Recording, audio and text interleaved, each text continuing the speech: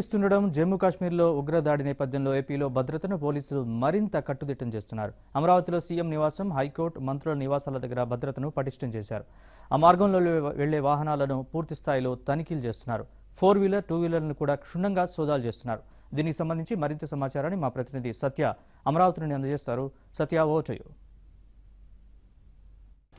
జమ్మూ కాశ్మీర్ సమీపంలోని పుల్వామా జిల్లాలో ఏదైతే ఉగ్రదాడి జరిగిందో ఆ దాడికి సంబంధించి ఆంధ్రప్రదేశ్లో కూడా పోలీసులు రెడ్ అలర్ట్ ప్రకటించారు. పోలీసులు హై సెక్యూరిటీ జోన్స్ ఎక్కడైతే ఉన్నాయంటే ముఖ్యమంత్రి నివాసం కావచ్చు, హైకోర్టు కావచ్చు, ఇతర ప్రాంతాలకు వచ్చే వాహనాలన్నింటినీ కూడా పూర్తి స్థాయిలో క్షుణ్ణంగా తనిఖీ చేస్తున్నారు. ఇప్పుడు మన దృశ్యాలను కూడా చూడొచ్చు.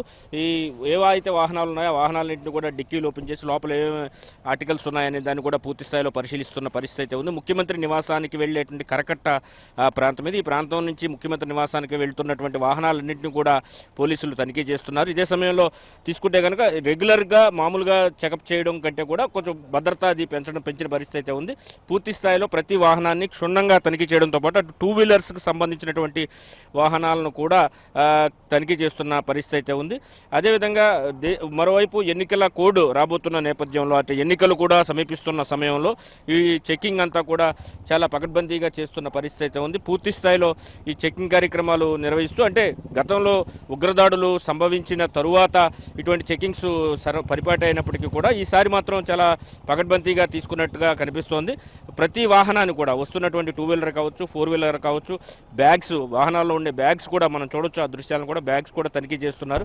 ప్రతి ఈచ్ అండ్ ఎవ్రీ పార్టికల్ కూడా తనిఖీ చేస్తున్నారు. ఎందుకంటే హై సెక్యూరిటీ జోన్స్ ఎక్కడైతే ఉన్నాయో అక్కడ భద్రత పెంచాలని కేంద్ర హోంశాఖ ఆదేశించిన నేపథ్యంలో దీనికి అనుగుణంగానే ఈ చెకింగ్స్ అనేవి జరుగుతున్నాయని చెప్పుకోవచ్చు.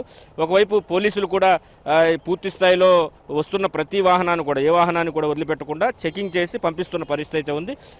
భద్రతా ఏర్పాట్లకు సంబంధించి ఏమాత్రం కాంప్రమైజ్ కావద్దని కేంద్ర ప్రభుత్వం చెప్పిన నేపథ్యంలో, అంటే ఏదైతే పుల్వామాలో జరిగినటువంటి సంఘటన ఒక రకంగా ఇంటెలిజెన్స్ ముందుగానే హెచ్చరించినప్పటికీ కూడా ఒకేసారి అంతమంది సైన్యాన్ని పంపించడం వల్ల ఇంత పెద్ద ఇబ్బంది కలిగింది అని చెప్పేసి భావిస్తున్న తరుణంలో ఎక్కువైన అటువంటి ఏమీ తీసుకోకూడదు, రిస్క్ తీసుకోకూడదని భావిస్తున్న నేపథ్యంలో దేశవ్యాప్తంగా అన్ని రాష్ట్రాల్లో కూడా దీన్ని నిర్వహిస్తున్న పరిస్థితి అయితే ఉంది. ఇప్పుడు మనం చూస్తే కనుక పోలీస్ అధికారులు చిన్న 2-వీలర్ నడుపుతున్నటువంటి వారి దగ్గర నుంచి కూడా పూర్తి స్థాయిలో చెక్ చేస్తున్న పరిస్థితి ఉంది. అంటే ఏదైతే కుటుంబ సభ్యులతో వెళ్తున్న 2-వీలర్స్ వచ్చేసరికి చిన్న వాహనాలు ఏవైతే ఉంటాయో, సుజుకి కానీ, యాక్సిస్ కానీ, ఇటువంటి వాహనాలకు సీటు డిక్కీ కూడా ఓపెన్ చేసి చెక్ చేస్తున్న పరిస్థితి అయితే ఉంది.